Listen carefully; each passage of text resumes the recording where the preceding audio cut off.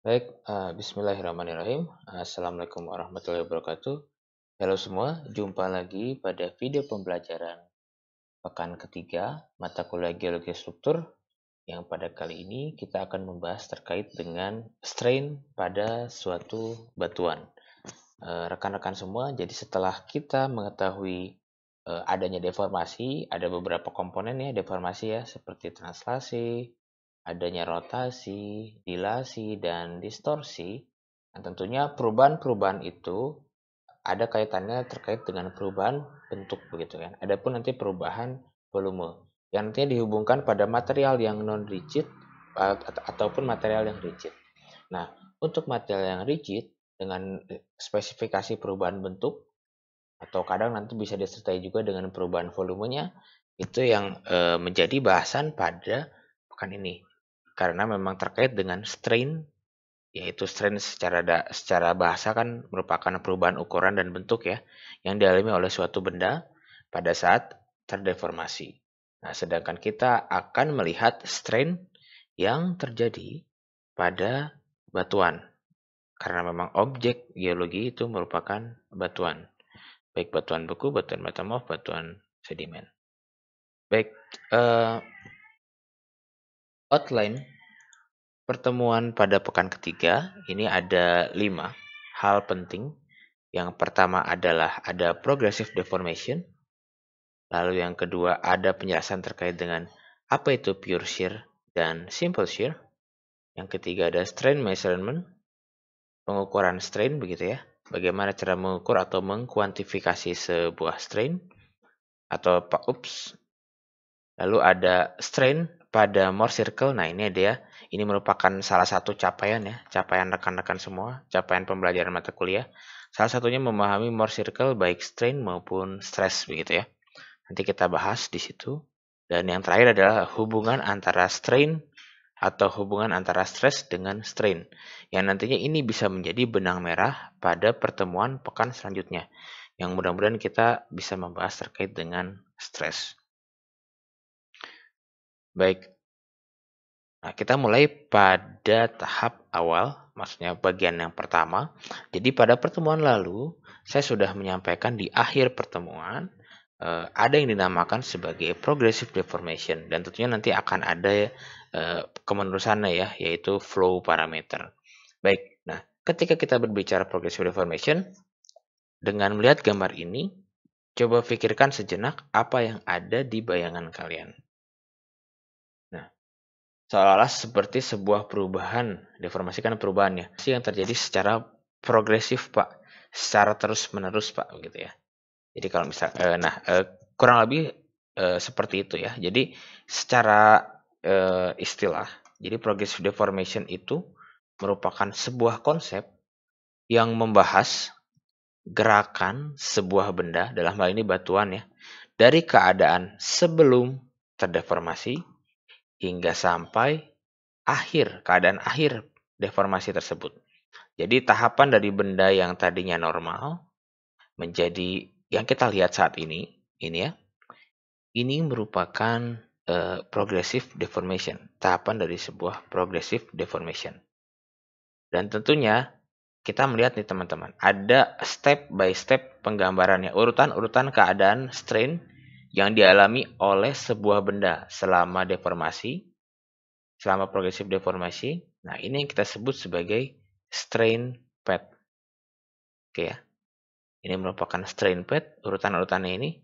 Dan hasil akhir yang kita lihat di akhir ini, yang telah dialami sebuah benda, nah ini kita sebut sebagai state of strain.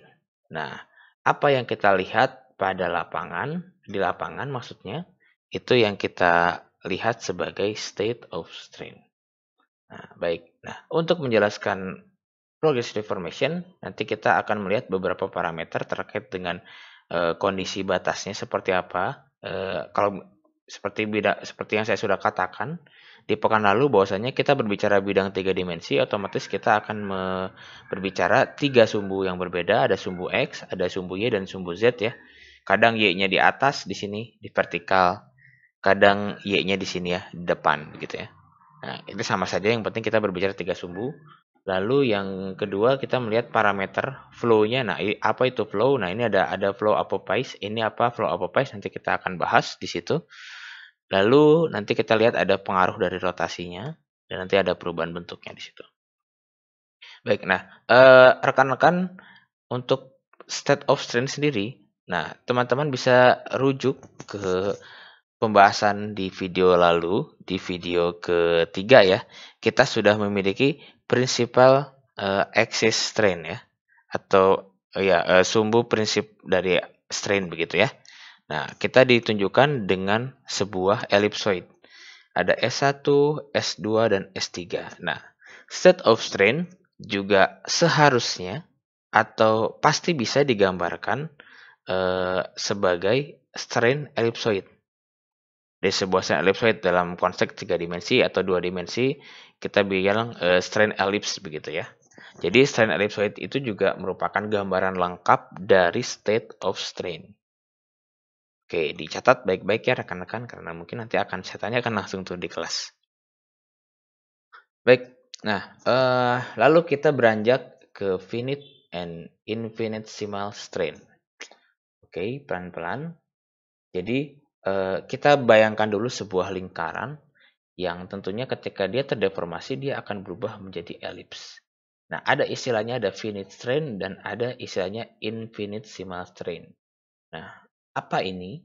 Nah, sebenarnya sebelum saya menjelaskan ini, saya akan menjelaskan strain ellipse dulu ya. Ini kan ada infinitesimal strain ellipse dan ada finite strain ellipse. Nah, strain ellipse atau yang sudah teman-teman tahu lah dari pertemuan lalu kita sudah melihat ada ellipse kalau dalam bentuk 2 dimensi, kalau ellipsoid itu dalam bentuk 3 dimensi.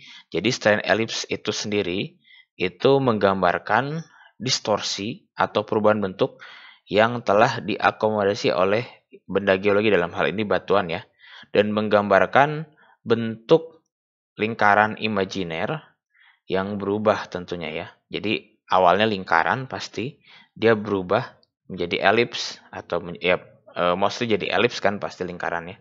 Paling jadi lingkaran lagi tapi lebih besar atau lebih kecil kalau misalkan hanya dilasi saja. Nah, tentunya lingkaran tersebut itu berubah sebagai hasil dari distorsi. Oke, baik bisa dicatat sama teman-teman ya.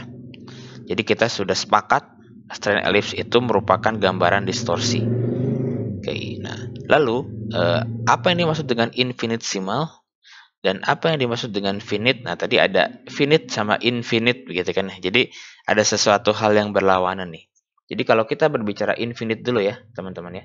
Kita berbicara infinite itu merupakan strain instan atau instant strain yang tentunya deformasinya kecil tapi bertahap. Jadi maksudnya kalau kita lihat pad yang tadi itu diisi oleh beberapa infinitesimal strain. Nah, sedangkan finite strain itu merupakan total dari strain. Ya, kita sebut juga tadi di slide sebelumnya itu state of strain. Nah, itu penjumlahan semua komponen deformasi rekan-rekan semua. Jadi nanti kalau misalkan tadi kalau kita lihat nih, mungkin kita bisa bayangkan ini merupakan finite strain-nya dan ini merupakan ini merupakan infinitesimalnya strain-nya dan ini kita sebut sebagai finite strain. Jadi pasti dalam suatu progressive deformation itu hanya terjadi satu finite strain, hanya memiliki satu finite strain tentunya dan mungkin lebih dari satu infinitesimal strain. Nah, ini untuk infinitesimal strain itu nanti ada yang tipenya koaksial dan non koaksial, nanti kita sebut sebagai progressive pure shear, progressive pure shear. Nah, ini non finite, jadi non rotational dan rotational, ini pure shear dan simple shear. Pada dasarnya ini sama ya, tapi ini kan keseluruhan. Sedangkan ini adalah parts-parts dari sebuah deformasi. Nah, ini ada timeline-nya. Nah, ini saya senang sekali menceritakan ini karena ini menjelaskan ya sebuah deformasi secara luas. Nah, teman-teman bisa perhatikan bahwasanya di sini ada undeformed, berarti yang sudah saya sampaikan pada pertemuan sebelumnya. Jadi deformasi itu pasti memiliki awal dan memiliki akhir. Kita tahu batuan itu terdeformasi karena kita tahu bentuk awalnya seperti apa. Ya, bentuk awalnya ini yang undeformed dan kita melihat nantinya kita melihat ada sesuatu, ada yang terdeformasi yang kita sebut sebagai state of strain di sini ya. State of strain. Nanti kita sebut juga sebagai finite strain. Nah, sepanjang waktu dari bentuk asal ke apa yang kita lihat saat ini, dia mengalami mungkin bisa mengalami lebih dari satu kali deformasi. Yang kita wakili dengan masing-masing dari infinitesimal atau instantaneous strain. Mungkin di sini sekali, di sini sekali, di sini sekali, di sini sekali, di sini sekali, dan membentuk finite strain yang kita lihat saat ini. Nah, jadi bisa jadi berangsur. Kalau misalkan kita berbicara progressive formation kan berarti kita melihat sesuatu yang kontinu ya. Nanti teman-teman akan mengetahui ada yang dinamakan polyphase deformation. Nah, itu nanti kajiannya spesifik. Nanti mungkin saya akan buatkan ini lain ya, apa namanya, pembahasan lain terkait dengan polyphase deformation. Nah, kita bicara progressive deformation berarti satu runutan dari undeformed menjadi deformation yang kita tunjukkan dari state of strain. Baik, semoga teman-teman bisa memahami ya, karena ini sangat berhubungan dengan slide selanjutnya. Baik, nah ini adalah salah satu contoh, rekan-rekan, contoh dari progressive deformation. Nah, kita bahas infinitesimal strain dan ya kita nanti ujungnya pasti ke finite strain ya teman-teman ya. Jadi kalau teman-teman lihat di bagian sini, bagian bawah sini, ini merupakan finite strain, betul ya? Dan ini adalah posisi dari undeformed-nya. Nah, nanti selama prosesnya ini kita akan menemukan infinitesimal, infinitesimal, yang nantinya di total jadi finite strain, gitu ya. Nah, ini yang kita sebut sebagai sebuah model dari progressive deformation. Nah, teman-teman semua, kemarin saya telah memberikan pertanyaan ya terkait dengan apa itu pure shear dan apa itu simple shear. Nah, secara singkat dijelaskan dalam slide ini bahwasanya simple shear dan pure shear adalah suatu perubahan bentuk yang terjadi selama progressive deformation, ya. Nah, perbedaannya apa? Perbedaannya adalah dari sisi rotasionalnya. Nah, nanti kita bahas ya. Nah, kalau teman-teman lihat secara sekilas nih, kalau misalkan simple shear berarti dia dari persegi jadi jajar genjang tuh. Ya, jadi dia tuh kayak keseret begitu ya. Kayak keseret, sedangkan kalau pure shear itu kayak ketekan tuh, yang tadinya persegi jadi persegi panjang tuh ya. Jadi kayak ada flattening atau persejajaran ke arah kiri dan kanannya, tetapi tetap mempertahankan bentuk simetrisnya, ya simetris dua gitu lah ya. Tetap mempertahankan bentuk simetris. Nah, nanti akan kita bahas untuk pure shear dan simple shear. Oke. Nah, saya lanjut. Ini dia, ya ini mungkin tidak akan didapatkan di materi kuliah ya. Ini adalah penguatan dan pendalaman terkait dengan infinitesimal strain parameters.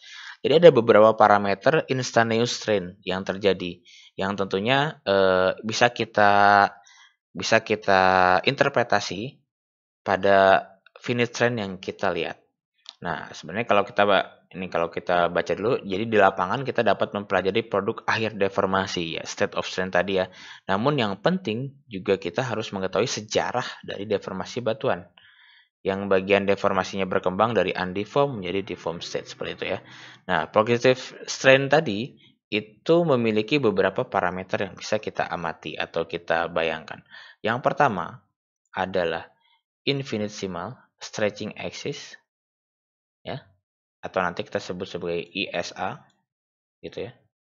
Nah, yang kedua adalah velocity field. Nah, apa nih velocity field? Ini velocity kan kalau kita pakai bahasa fisika berarti kecepatan gitu ya. Nanti kita lihat. Lalu ada yang kita sebut sebagai vorticity. Nah, ini apa vorticity? Lalu nanti kita bisa melihat adanya yang namanya flow apophis. Nah, ini sempat kita lihat ya di slide awal. Dan kita sebut steady state and non-steady state deformation. Nanti kita lihat bagaimana kondisinya. Baik, oke. Kita masuk ke parameter yang pertama. Kita sebut sebagai infinitesimal stretching axis. Nah, ini merupakan seperti sumbu tegak lurus ya satu dengan yang lain. Nah, saya analogikan ke dalam model dua dimensi saja rekan-rekan ya. Jadi ini merupakan model dua dimensi dari infinitesimal stretching axis.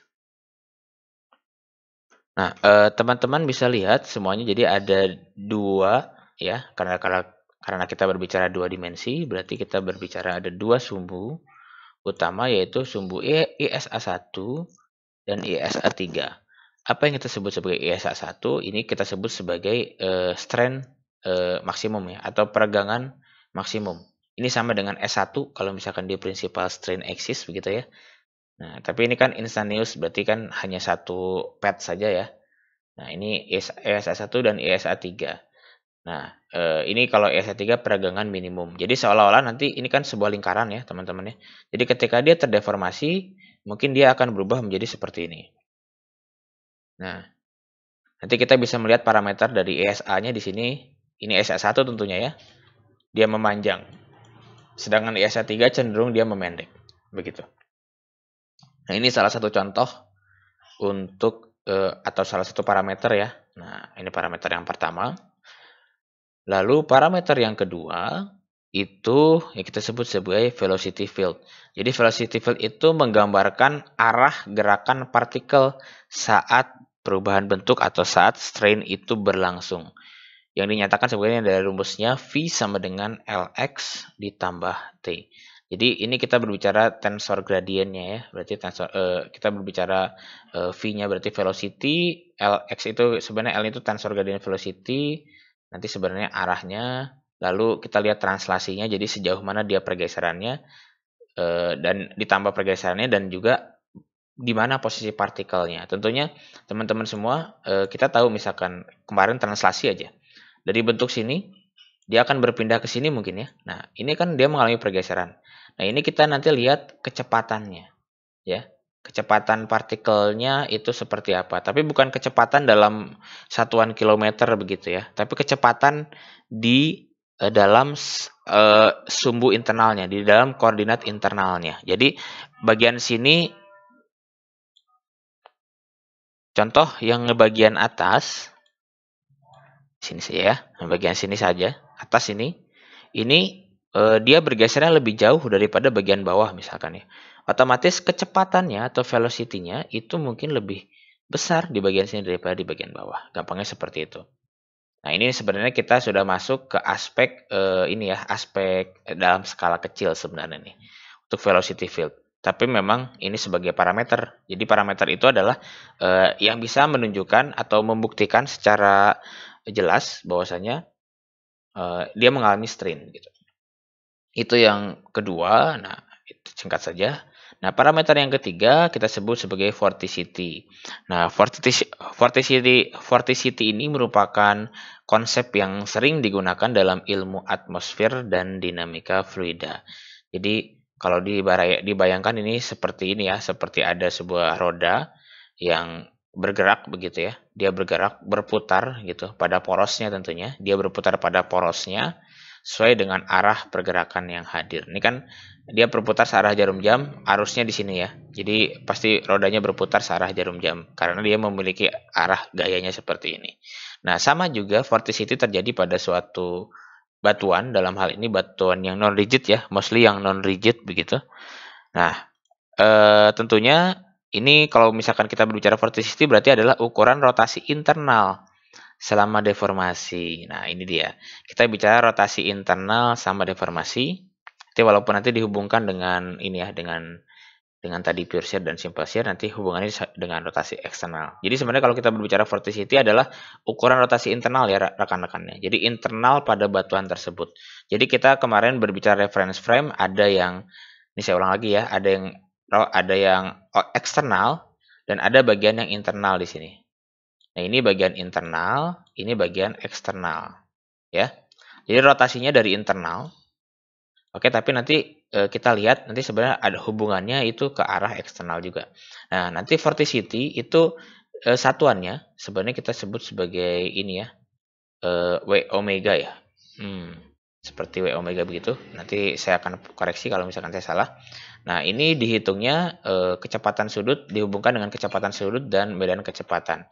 Singkatnya sebenarnya vorticity bisa diketahui dari beberapa rumus ya.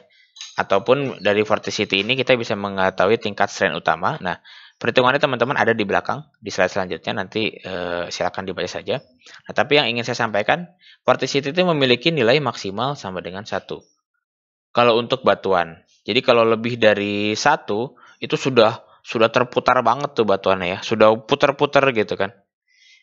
Ya, sudah putar-putar sekali. Nah, kalau misalkan vorticity-nya 0, berarti sebenarnya batuan itu tidak terputar secara internal. Jadi hanya ada kecepatan saja yang berpindah nih seperti ini nih. Jadi dia memiliki flow yang berpindah. Nah, flow ini nanti kita jelaskan di parameter keempat. Nah, ini ada panah-panah yang berpindah seperti ini ya. Nah, tetapi dia tidak terputar. Nah, apa yang terjadi seperti ini? Nanti bentukannya yang awalnya begini rekan-rekan ya. Nah, karena dia pindah ke sini, pindah ke sini, pindah ke sini, pindah ke sini. Nah, jadi apa bentuknya? Yang tadinya persegi, dia membentuk jadi seperti ini. Ya, ini kita anggap pusat dari ini ya bangunannya. Karena dia pindah ke kiri dan ke kanan. Ya. Nah, ini yang kita sebut sebagai koaksial deformation. Koaksial atau kita sebut non-rotation. Yang nanti kalau kita hubungkan, ini sebenarnya model dari pure shear. Oke. Model dari pure shear. Saya nggak mau Indonesiakannya kurang bagus. Pergeseran murni gitu kan. Kalau simple shear pergeseran simple, padahal nggak simple. Jadi pure shear begitu kan. Pergeseran mudah simple shear ya, padahal nggak semudah itu.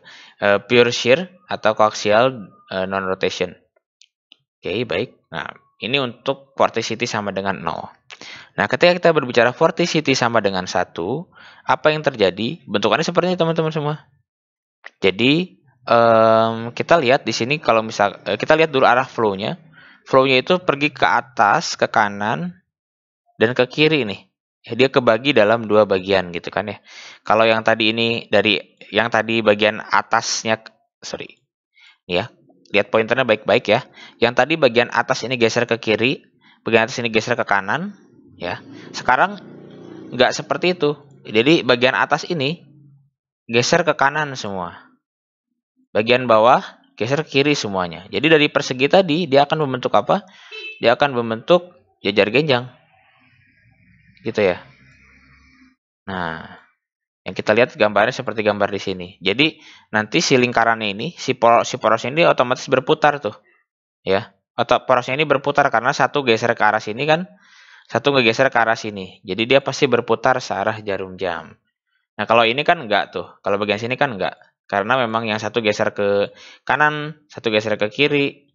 Jadi kayak berlawanan arah aja gitu. Jadi sumbunya tidak berputar. Nah ini kita sebut sebagai simple shear atau rotation. Nah, nanti kalau misalkan teman-teman menghitung vorticity dan nanti akan menemukan nilai antara 0 sampai 1, yang ini kita sebut sebagai sub simple shear. Jadi gabungan lah ya. Kita bisa katakan seperti itu antara pure shear dengan simple shear. Jadi nggak murni salah satu, nggak genuine dari salah satu model. Nah, yang tentunya nanti kalau di lapangan sih mostly kita akan bertemu banyak yang seperti ini. Karena nggak ada yang sempurna ya, nggak ada yang perfect begitu kan. Baik, ini adalah perhitungannya tadi saya sudah sempat spoiler sedikit. Jadi nanti dalam menghitung nilai vortisitas atau kita nantinya hitung vorticity kinematik, kita akan menggunakan beberapa rumus seperti menggunakan data strain begitu ya. Data strain dan juga nanti mungkin ada ini ya, ada parameter-parameter lain yang nanti kita lihat adanya steady state dan sebagainya. Ini sebenarnya perhitungannya sudah aspek ini ya, teman-teman sudah aspek kinematik sekali dan ini sebenarnya tidak dipelajari di geologi struktur sekarang untuk perhitungannya. Ini nanti dipelajari secara mendalam pada mata kuliah mata kuliah mikrotektonik pun tidak mendalam ya. Ini sudah levelnya sudah ini ya, sudah lebih dalam lagi. Karena sebenarnya kita sebagai geologis itu akan melihat modelnya saja pada di lapangan. Kita akan menemukan berapa derajat perubahannya nih seperti ini ya. Berapa derajat perubahannya. Nanti kita berapa derajat itu di sumbu apa gitu. Berapa derajat nanti kita akan menemukan nilai vorticity masing-masing seperti itu. Jadi ini ada persamaan begitu ya. Kayak misalkan sumbunya itu bergeser 45 derajat atau dia berubah 45 derajat, mungkin bisa kita kaitkan dengan pure shear begitu kan dan lain sebagainya. Ini apa namanya model-model saja lah ya. Gitu. Oke, ini bisa disimak sama teman-teman. Jadi teman-teman bisa dibaca. Nanti mungkin kalau ada pertanyaan langsung ditanyakan saja di kelas. Agar durasi video pun tidak terlalu lama ya menjelaskan ini. Oke, baik. Lalu yang keempat, ini kita sebut sebagai flow apophis. Jadi, flow apophis ini sebenarnya bidang bantu atau bidang teoritis yang membagi pola dari arah-arah yang tadi, aliran-aliran yang tadi. Nah, tadi kan saya sudah sempat singgung jelaskan ada yang bagian ke sini ya. Ini untuk model pure shear, bagian kiri ke kanan begitu, kiri kanan begitu. Dan ini bagian satu, bagian kanan, satu bagian kiri.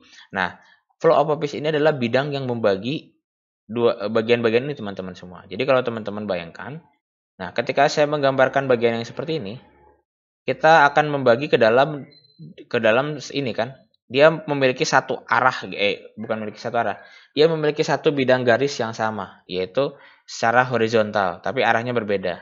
Satu ke kiri, satu ke kanan. Nah, berarti flow apophis-nya ini untuk simple shear dia hanya memiliki satu flow apophis, begitu kan? Karena dia memiliki satu orientasi saja, satu arah saja. Nah, sedangkan di bidang lain untuk pure shear dan subsimple shear, tentunya dia memiliki memiliki orientasi lebih dari satu ya teman-teman ya. Jadi kalau kita bayangkan ada satu ke sini lah, gampangnya kan gini ya, diagonal begitu. Satu ke sini, lawannya di sini kan, satu ke sini. Ada lagi satu lagi ke arah sini, satu arah sini. Nah, flow apophis-nya tentunya ada dua jadinya. Ada bagian yang ini dan bagian yang ini. Jadi kita bisa bagi ke dalam dua bagian. Pun juga dengan sub simple shear juga kita bisa bagi ke dalam dua bagian. Seperti ini. Oke. Nah, ini untuk ilustrasi dua dimensi teman-teman semua. Nah, ketika kita berbicara bidang tiga dimensi, contohnya di bagian sini. Ini ada X, Y, dan Z ya. Nah, ini memiliki tiga flow apophis yang berbeda tentunya ya. Karena dia menyesuaikan dengan sumbu-sumbu yang ada. Jadi kan ada sumbu X, ada sumbu Y, ada sumbu Z begitu kan. Nah, kalau misalkan simple shear kan kalau kita bayangkan aja ada X dengan Y ini. Kalau simple shear kan dia hanya bergerak pada medan sumbu X aja kan ya. Sedangkan untuk yang pure shear dia memiliki bergerakannya juga ada aspek vertikalnya. Nah, ini mungkin nanti akan ada dua sumbu jadinya atau dua bidang apophis. Begitu. Nah, ini di gambar yang tiga dimensi ini, teman-teman. Jadi teman-teman bisa lihat ini merupakan ada tiga bidang teoritis ya, ada AP1, ada AP2, AP3. Nah, teman-teman dipahami dulu saja karena ini nanti untuk penjelasan di materi selanjutnya ini saya akan menggunakan beberapa istilah ini. Jadi harapannya sudah dipahami dulu ya secara pengertiannya seperti apa.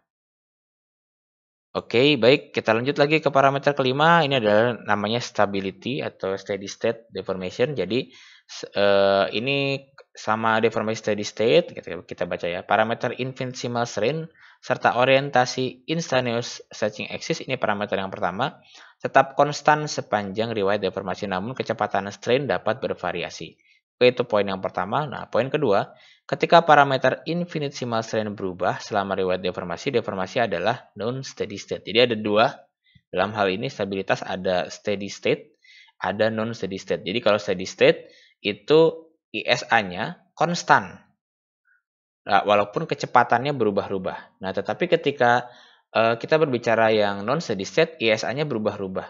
Nah, contoh dari steady state itu adalah gambar ini, teman-teman.